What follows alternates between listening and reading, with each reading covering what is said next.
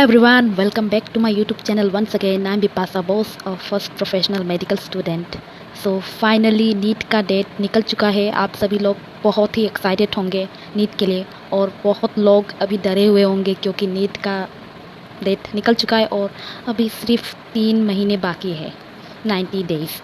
तो आपने चाहे आज तक जितना भी बुरी तरीके से प्रिपरेशन किया हो, अभी समय है। लास्ट के जो 3 महीने होते हैं ना, वो ही ज़्यादा मैटर करता है। लास्ट के 3 महीने अगर आपने अच्छे से यूटिलाइज़ किए तो आपका नीट एक ही बार में निकल जाएगा, यानी कि this attempt will be the best attempt. अगर आपने लास्ट के 3 महीने में कुछ गलती करी तो शायद आपका नीट में सिलेक्शन होते होते रुक जाए। सो कुछ गलतियाँ हैं या कुछ टिप्स है जो मैं एज ए सीनियर आपको देना चाहूँगी ताकि आप अपने प्रिपरेशन को और इन्हेंस कर सको। तो एक पेपर लो, पेन उठाओ और उसमें अपना वीक टॉपिक्स को लिखना चालू कर दो कि फ़िज़िक्स में ये चीज़ें हैं जो मुझे कवर करनी है, चाहे जितना भी दिन लगे। फिर सामने एक बॉक्स बनाओ कि जब ठीक हो जाएगा वो टॉपिक तुम्हारा या तुम कवर कर लोगे, तब उस पर तुम टिक मारोगे। Same goes for chemistry and biology too. Chemistry के वीक टॉपिक्स लिखो, बायोलॉजी के वीक टॉपिक्स लिखो एंड उस पर भी एक उसके सामने एक बॉक्स लगा दो।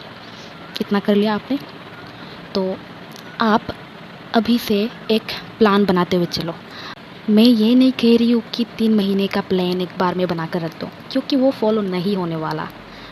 क्योंकि देखो, टाइम टू टाइम अगर तुम ऐसा करोगे कि इतने बजे से इतने बजे तक मैं सोऊंगी, इतने बजे से इतने बजे तक मैं ये करूँगी, इतने बजे से इतने बजे तक वो करूँगी, तो ऐसे नहीं होने वाला और फिर तुम डिमोटिवेट हो जाओगे। तो ये करना, एक वीक का एक स्केड्यूल बना लो, प्लान बना लो कि ये टॉपिक्स है और मुझे इस हफ्ते के अंदर पूरे करने हैं।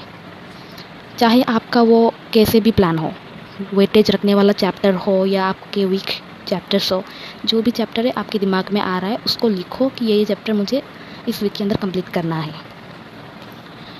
डे 1 आज से ही शुरू कर दो। मैं क्या करती थी, कल क्या करूँगी वो आज रात को सोने से पहले मैं एक पेपर में लिख कर सोती थी। तो अपना प्लान एक दिन पहले बनाकर सोया करो, तो ताकि आपको सुबह उठकर ढूंढना ना पड़े कि मैं क्या पढूँ, कहाँ से शुरू करूँ। समझ गए ना? तो ऐसा करना, एक दिन पहले सोने से पहले बस 2 मिनट ही लगेगा भाई, उसको लिख कर सो जाना। देखना सुबह उठते हुए तुमको एक डायरेक्शन मिल रही होगी। आज का टॉपिक्स तुमको आज कवर करना है और कल के टॉपिक्स के बारे में तुमको कल सोचना है। मेरे प्लान में ऐसा रहता था कि मैं आज और कल सिर्फ ये दोनों का स्केड्यूल मेरे हाथों में होगा, क्योंकि उसके आगे पीछे कुछ भी हो सकता है। क्योंकि लाइफ इज़ अनप्रिडिक्टेबल, हम लोग सारे इवेंट्स हमारे अकॉर्डिंग तो नहीं करवा सकते। तो बिल्कुल फ्लेक्सिबल रहो। ऐसा नहीं है कि एकदम स्ट्रिक्ट होके ये कवर करना ही है, मतलब करना है, और तुम बाकी चैप्टर्स को या बाकी चीज़ों को भूल गए। तो फ्लेक्सिबल रहो अपने प्लान के साथ भी, लेकिन आज का और कल का थोड़ा ध्यान में रखना कि ये चीज़ें कवर करनी है तो करनी ही है। रात को सोने से पहले तुम टॉपिक लिखना, उसके बाद सामने तुम टू डू लिस्ट में अपना लिखना टॉपिक और सामने बॉक्स लगाना। कवर हो गया तो टिक, नहीं हुआ तो लिखना पार्टली कंप्लीटेड, ताकि तुम उसको कल वापस कर सको। ऐसे ऐसे करते तुमको आगे बढ़ना है। सबसे पहला मोटो तुम्हारा क्या होना चाहिए? Syllabus completion. आई नो कि बहुत लोगों का सिलेबस अभी तक कंप्लीट नहीं हुआ है, चाहे आप ड्रॉपर हो चाहे आप फ्रेशर हो। आई नो कि बहुत लोगों का सिलेबस अभी तक कंप्लीट नहीं हुआ है, क्योंकि मैं भी इस सेम सिचुएशन से गुजर रही थी। लास्ट के 3 महीने थे और मेरा पूरा 11th फिज़िक्स बाकी था। I was totally out of control कि मैं क्या करूँ। I was into depression. पर फिर भी मैंने ये सब चीज़ें फॉलो की, धीरे धीरे धीरे सब ठीक होते चला गया। उसके बाद आपको अगर नोट्स बनाने का समय नहीं मिल रहा है तो रिलैक्स, क्योंकि जो भी आप पढ़ रहे हो ना, उसको पहले आप अप्लाई करके देखो कि कितना आपसे हो रहा है। लेकिन अगर तुमको याद करने वाली चीज़ों में भी प्रॉब्लम हो रही है तो उसको बार बार लिख लिख के याद करो, क्योंकि ऐसा पॉसिबल ही नहीं है कि तुम एक बार देखो, 2 बार देखो और ये वो याद हो जाएगा।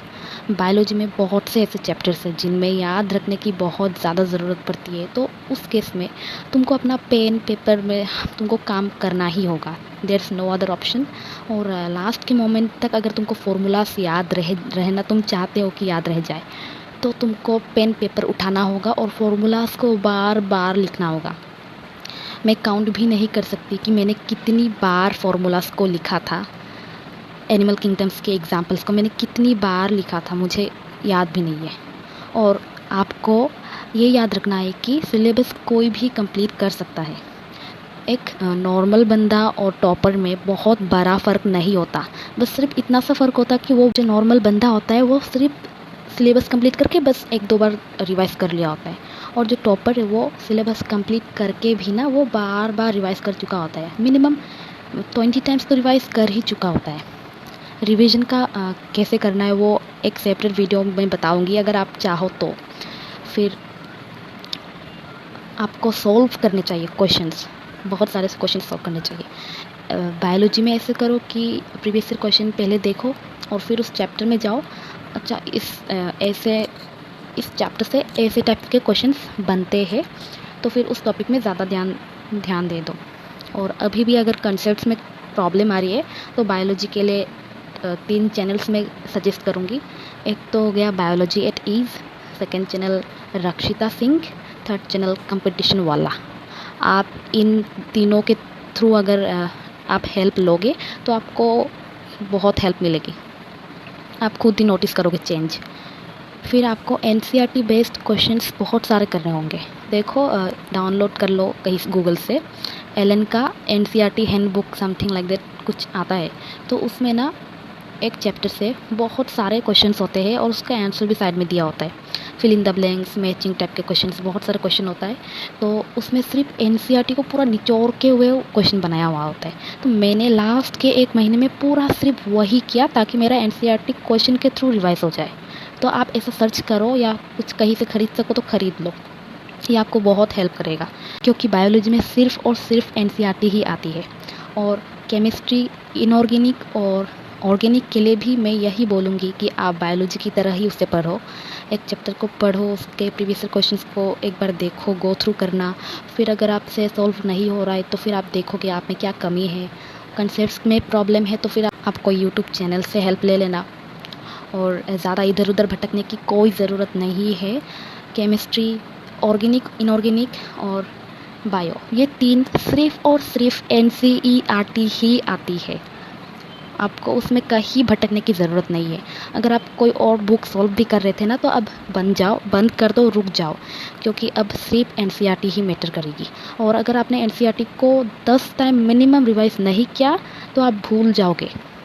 इसलिए आपको टाइम बचाना है, लास्ट में रिवाइज भी करना होगा, तो इसीलिए अभी से उसको समझते हुए जाओ कि मैं अभी से थोड़ा करके रख दूँ ताकि बाद में समय मिल जाए मुझे रिवीजन के लिए। फिर फिज़िक्स के लिए और फिज़िकल केमिस्ट्री के लिए मैं यही बोलूँगी कि अभी से फार्मूला नोट्स बनाना चालू कर दो। जो फार्मूलेस आपको याद नहीं होते हैं उसको एक पेपर लो, पेन उठाओ, बार बार 10-20 चाहे जितना भी बार आपको लिखना पड़े आप लिखो। क्योंकि this is the most determining phase of your life. अगर आपने 3 महीने में कुछ नहीं किया तो आपका नहीं होगा। इन 3 महीने में तुम अपने आप को रिगरस कंसिस्टेंसी और प्रैक्टिस एंड क्वेश्चन सॉल्विंग, अपने आप को दिन भर इन सब चीज़ों में बिज़ी रखो। बाहर में जाए सोसाइटी, गर्लफ्रेंड, बॉयफ्रेंड और सोशल मीडिया एंड ऑल, बाहर में जाए सारी चीज़ें, क्योंकि ये 3 महीने ही तुम्हारी लाइफ का वो जो सपना है वो पूरा कर सकता है। बिलीव मी और नॉट, बट मैंने 3 महीने में बहुत कुछ सुधार लिया था, जिसके कारण मेरा नीट एक ही बार में क्लियर हो गया। सच्ची कह रही हूँ। तो मुझे ना बहुत प्राउड फील होता है ये सब आपके साथ शेयर करते हुए कि मैं अकेली ऐसी लड़की हूँ अपने पूरे ख़ानदान में जो 10th के बाद आगे तक पढ़ी, 11th-12 पास करने के बाद फिर नीट भी क्रैक किया। ये मेरी फैमिली में एक बहुत ही बड़ा अचीवमेंट है। सो आई होप कि आप लोग भी अपने फैमिली में चेंज लाओ। मैं तो फर्स्ट जनरेशन थी, शायद आप सेकेंड थर्ड या आप फर्स्ट जनरेशन ही बन सको। आपकी पूरी फैमिली आप पर निर्भर करती है, आपकी फैमिली की स्ट्रक्चर, पूरा फ्रेमवर्क ही आप पर निर्भर करेगा। अगर आप बस एक बार की मेहनत से ना आपकी पूरी ज़िंदगी बदल जाएगी। So that's it for today's video, I hope it was helpful. अगर अभी भी बहुत कुछ जो जानना बाकी है तो कमेंट में बताओ, मैं जल्द से जल्द वीडियो लाने की कोशिश करूँगी। और अभी हमारा क्लास रहता है तो बहुत दिक्कत होता है वीडियो बनाने में। सो फिर भी I meet you soon, take care, bye bye, see ya, have a great day.